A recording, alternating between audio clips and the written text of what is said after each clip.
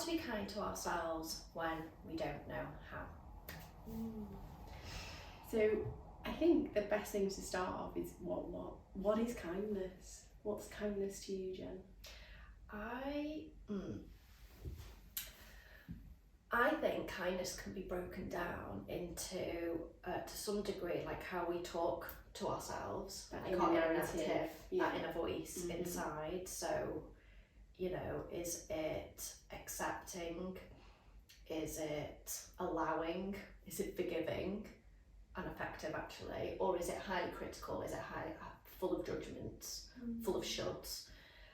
So I think kindness is about how we talk to ourselves, but also how we treat ourselves physically. So that might include how, you know, moving our bodies, what we put in our bodies, but then also our standards in terms of what we allow to happen in our lives and what we choose to tolerate in our lives in terms of relationships. So I think, you know, this could be like an hour and a half, couldn't it? But it goes outwards. It extends. There feels like a lot of self-care coming in that as well. The kindness, the self-care is kindness, isn't it? And you spoke about that inner narrative. You know, how do we actually bring ourselves to become aware of how we're talking to ourselves? So I think that's, if we live our daily life, a lot of us are quite, you know, we live on autopilot, we've got that kind of autonomous kind of, and we don't actually stop to think, oh, why am I speaking like this to myself? I wouldn't speak like this to my friend or someone who I value, who I think has worth.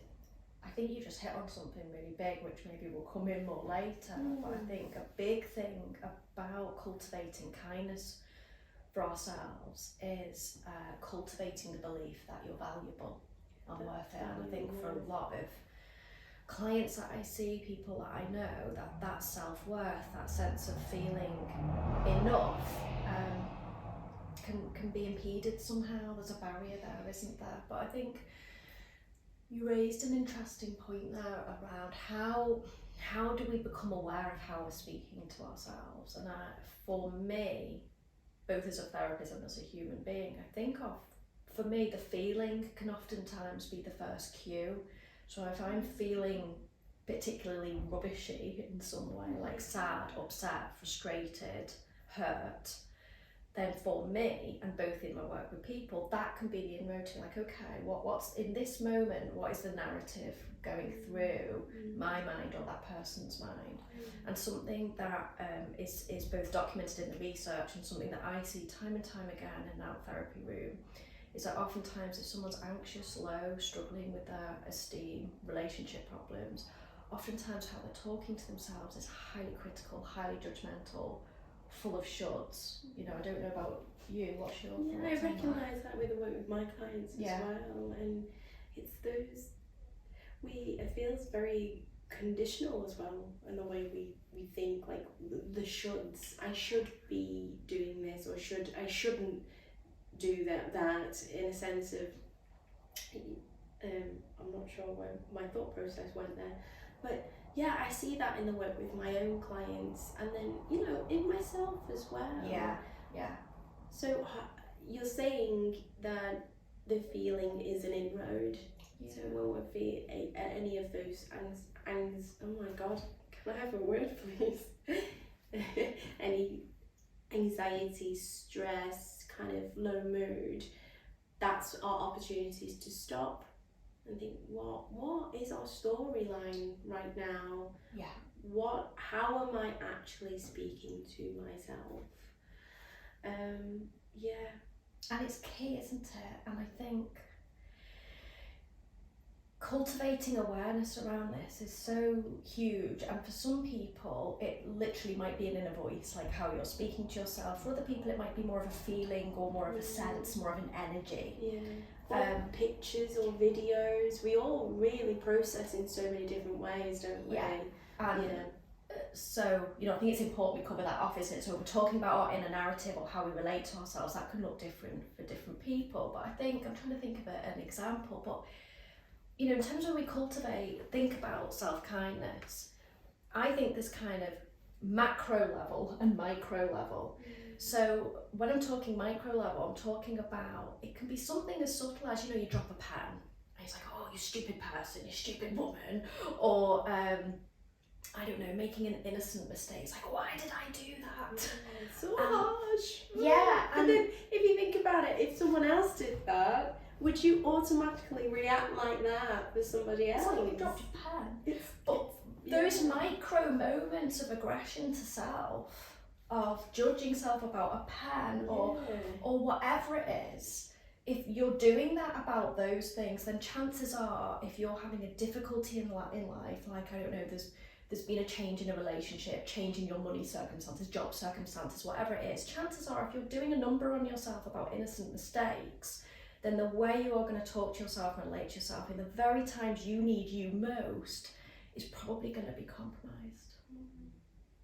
Yeah, I started doing this. Yeah. It's those micro aggressions, like they build up as well. And for me, it's like a bucket. Yeah. You keep filling it, and then, it comes. It's a habit. It's habitual. Yeah. And we wouldn't do that to the people we care about. And that's the thing, isn't it, Bethan? That I think another inroad with this is, as well as us getting curious about the words that we're using with ourselves, are so incredibly powerful. And something that I notice when we think about our that inner voice and being highly critical to ourselves, I've noticed the favourite words of the inner critic tends to be why and should. So why have you done such and such? Why didn't you do X, Y, and Z? Or you should have done something different. And like you said before, so that can be another inroad, as well as the feeling, to get curious about what your narrative is. Also check out those words. Are you shoulding all over yourself? Are we asking ourselves to know something that we could never have known? And then would we actually do that to someone that we loved? So they've just found out that they, I don't know, moved house, and then there's an issue with the house. Chances are always saying, well, why didn't you know this beforehand? It's like the most unhelpful comment you could make. It's unhelpful. I noticed that with my client work, we work a lot around the shoulds. Yeah. And it's those conditions that are placed on us, really. And I'm just thinking about the kindness, actually. Modelling kindness to ourselves and compassion. Yeah. Compassion is in those moments where our inner narrative, I've dropped the pen, like why did I do that? I shouldn't be doing that. And actually catching yourself in that moment. Hang on.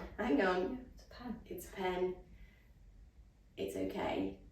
I'm human. I drop things. And I know that's so small, but we can do that for the bigger things as well.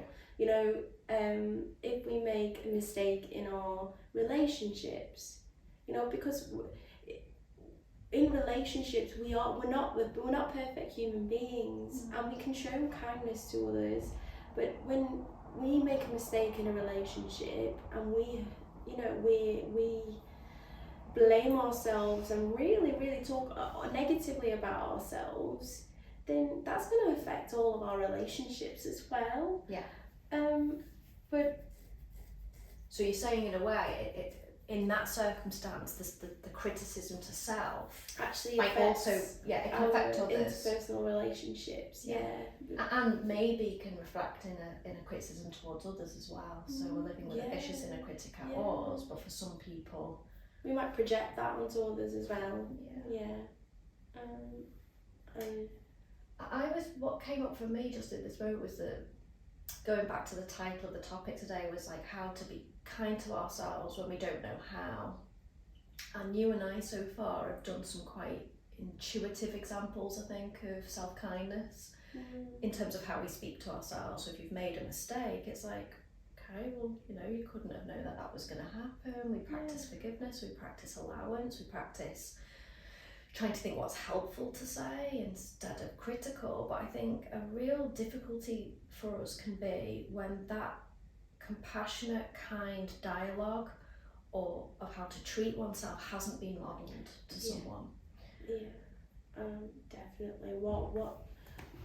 how have other people spoken to us, and what have we seen as children growing up through our lives, even recently, what is modelled to us throughout our lives, and how, and often, well, not often, but in my own clients, we notice that we don't know how to offer ourselves compassion because it hasn't been modelled. This is one of the things why therapy is such an important part of any person's life, because when you come to therapy, you are offered a safe, warm, accepting, non-judgmental presence, that the research shows that the therapeutic relationship is one of the biggest facilitative factors in I don't know what to say there, positive outcomes. Yeah. And it's in that relationship where you get to experience all of those factors, that modelling of compassion and kindness, which you can take into your life and show it to yourself and show it to the people around you as well. Yeah. I think it's really, really, wow. Yeah. Yeah, it's huge, isn't it? Yeah. And that's where I think it's important or it can be important that we have some kindness and empathy for the fact that if we struggle to speak to ourselves kindly, to treat ourselves kindly, chances are we've learned that somewhere. When we're a baby, brand new baby, we don't kind of come out into the world and go, I know, I'm going to be highly critical to myself, I'm going to take care of everyone else, but I'm going to put myself last. It's like, we don't come out with that, but somewhere innocently we learn to speak to ourselves and treat ourselves in a certain way. And I know for me, and I don't know the same for you, in therapy it can be really helpful to unpack where that came from, how that happened, why that happened, but not get caught in the blame trap. So it's not a sense of we're blaming other people, but rather validating where it came from. Validating, just gaining that awareness and insight, and just it's recognition. I know where that's come from. Now I can use it to move forward. Make a different choice now. I don't have to carry on that narrative. I don't have to carry on that, repeat that story consistently with my own dialogue, with other people, it's and huge. I think that just segues into, I think, another question. So we're here today to talk about, how to be kind to oneself, and we don't know how. And I suppose something that's important to broach is, well, why bother? Why bother to be kind to ourselves? And I just think there's something about, a bit of L'Oreal moment here, but we're worth it. People are worth it. And I don't know about you, but when I work with someone, with my friends, with anyone, I can feel the inherent value in another human being. Like, there's never going to be another you on the planet again, and there never has been in the history of time. Like, whether you're religious or spiritual or whatever, it doesn't matter. Like, your existence is a miracle. So to me, there's just something inherent about kindness, but also if we just generally want to feel better in our lives and change unwanted habits, then the research does show that the more kind, compassionate and allowing that we can be to self, the better chances are that we're going to feel better and do better in life. I think something came up for me when you were speaking then, is that it came up in some client work actually, and we're talking about more like the acceptance of feeling kind of bad about ourselves, and sometimes I shouldn't be feeling bad. Actually, maybe a kind opportunity here would be to actually, have acceptance. Feeling bad about feeling bad. Feeling bad about feeling bad, but then we feel bad anyway. It enters life, and what if it would be? What would it look like if we actually accepted? I am feeling kind of rubbish right now, but not criticizing ourselves for having that. And I think that has massive. That's huge. That's really kind. That is kindness and compassion to ourselves. It's almost like allowing to be so what is so. Without judgment, without criticism, without demanding it be different, but like allowing it to be so. There's something that comes up for me especially in the work that I do, it can be quite somatic. Yeah. And we talk about emotion, and we see it as energy in motion. I love so that. Yeah. energy, emotions have to be felt to move, and to move through it to actually, you know, feel better. So I think, and kindness is giving ourselves the chance to feel all of those emotions without it having to mean something. I think that's the bit, isn't meaning, it? It is the block for so many of us when it comes to energy, emotion is we'll innocently block certain feelings, like feeling sad, feeling angry, feeling jealous, which these are all deeply human emotions. Because we make it mean something. This means I'm a bad person, this means I'm a jealous person. But what if it doesn't mean anything? It means that there's some energy. And kindness is allowing that to be so, without any meaning, without any judgment, feeling it in the body. There's lots of different ways in therapy that we facilitate that movement of the emotion, so that it can move. But I think this is almost a paradox, isn't it? That sometimes what we think is kind might not be. So what I mean by that is, let's say that something really quite upsetting has happened, there's been a loss of some kind. You know, maybe innocently what we do is, like, I'm just going to keep really busy. I'll avoid it. And I'm going to look for the good in this, and I'm going to look for the opportunity in this, and I'm going to be really positive and proactive. And that's all beautiful and great, by the way, if it's authentic, if it's real. That's it, if it's authentic. I think I literally said the word avoid. We avoid it. We want to feel good, it's going to be okay. Actually, you know, we're kind of shoving that feeling to one side. And the thing is, if that will enter your space whether you deal with it or not. Exactly. It will. I always say it'll wiggle out sideways. Like it might be irritation, it might be just suddenly irritable in a car park or something. It could be so small. But then, you know, it's not about that. It's not about the petrol station moment or the cat. It's about this feeling. So going back to kindness, there can be a paradox, I think, that what we think might be kind to ourselves, which is, you know, keeping really busy or avoiding any bad feelings. Positive affirmations. No, love them. But deal with the stuff. Let's not take a difficult circumstance and plaster an affirmation on them. Like, that's not kind. That's not real. No, it feels very inauthentic. But there is. I also see the benefit in the affirmations if it is of a caliber, like, I don't know, I believe in my ability to do something. I don't know. If it feels true in some way. And true and actually aligns with you, then but if there's something that you're really dealing with or that you're experiencing, slapping I am worthy on the top it's not going to do much, I'm afraid. It's not real, is it? Doesn't feel real. But if we get underneath and just start to explore and see what's going on there. Real.